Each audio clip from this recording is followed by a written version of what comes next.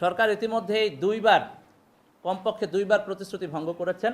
ডিসেম্বরের 31 তারিখে যে সমাবেশ ছিল সেখান থেকে জানুয়ারির 15 তারিখ পর্যন্ত সময় নেওয়া হয়েছিল, সেখানে জুলাই সনদ আসেনি। একই সাথে আওয়ামী লীগ নিষিদ্ধ আন্দোলনে আপনারা জানেন 30 কার্যদিবস সময় নেওয়া হয়েছিল, সেটা জুনের 25 তারিখে শেষ হয়েছে। সেই প্রতিশ্রুতিও রক্ষা করা হয়নি।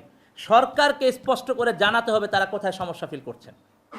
কারণ হলো এই সরকার গণ অভ্যুত্থানের ফলে আসা সরকার, কোনো নির্বাচনের মাধ্যমে আসেন নাই, জনগণের ছাত্র জনতার অভ্যুত্থানের ম্যান্ডেটে এসেছেন।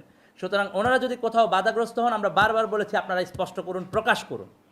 কিন্তু যদি আপনারা না পারেন, জুলাই সনদ প্রকাশ করতে না পারেন, রাজপথে থেকে যদি আমাদের আদায় করতে হয়, তাহলে আপনাদের ওই চেয়ারে বসে থাকার কোনো নৈতিক অধিকার নাই। এটা কোনো দলীয় উদ্যোগ না, এটা রাষ্ট্রের উদ্যোগ, এটা কোনো প্রাইভেট ইনিশিয়েটিভ না, কোনো দল ঘোষণা করবে না, এটা ঘোষণা করবে রাষ্ট্র। এই রাষ্ট্রটা এসেছে জুলাই গণ অভ্যুত্থানের ফলে, আমাদের আন্দোলনের ফলে, আমাদের ভাই বোনদের রক্তের ফলে।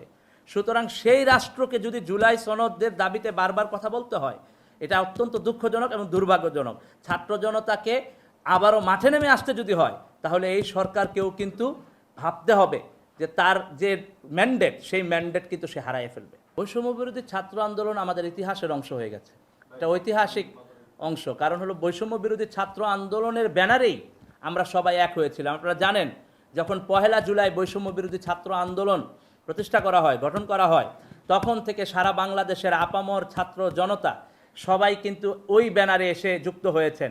কোনো রাজনৈতিক পরিচয় না, বরং বাংলাদেশের মুক্তির লড়াইয়ে সবাই বৈষম্য বিরোধী ছাত্র আন্দোলনের ব্যানারে এসে যুক্ত হয়েছেন। সুতরাং বৈষম্য বিরোধী ছাত্র আন্দোলনের ব্যানারটি হলো একটি ঐতিহাসিক ব্যানার।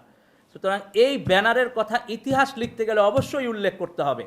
এই ব্যানারটা কোনো দলের না, কোনো ব্যক্তির না, কোনো শক্তির না, বরং এই ব্যানারটা হচ্ছে বাংলাদেশের সকল মানুষের, বাংলাদেশের সকল দল মত পথের সর্বোচ্চ পর্যায়ের যত মানুষ আছেন, যত নাগরিক আছেন, প্রত্যেকের। প্রয়োজনীয় সংস্কার সম্ভব করতে হবে, এইটা সম্ভব অসম্ভবের প্রশ্ন না।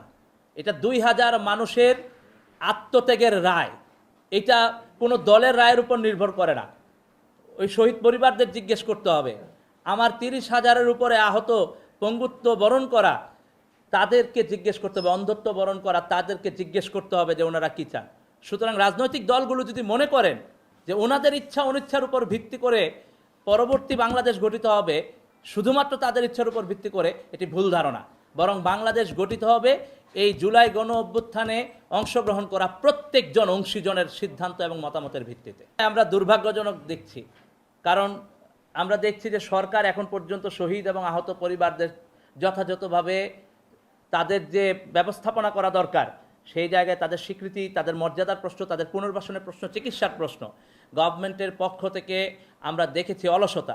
আমরা বারবার বলেছি যে যারা এই দায়িত্বে জড়িত আছেন, আপনারা অবহেলা করেছেন, এবং আপনারা অবহেলা করার কারণে আপনার সংশ্লিষ্ট দায়িত্বে থাকার কোনো নৈতিক অধিকার তো নাই। লজ্জা থাকলে আপনাদের পদত্যাগ করা উচিত। কারণ শহীদ এবং আহতদের রক্তের উপর দাঁড়ায় আপনি যে মিনিস্ট্রিতে বসে আছেন, সেখানে শহীদ এবং আহতদেরকে আপনাদের দাঁড়ে দাঁড়ে ঘুরতে হয়। আপনারা কিসের অধিকার বলে সেখানে আছেন?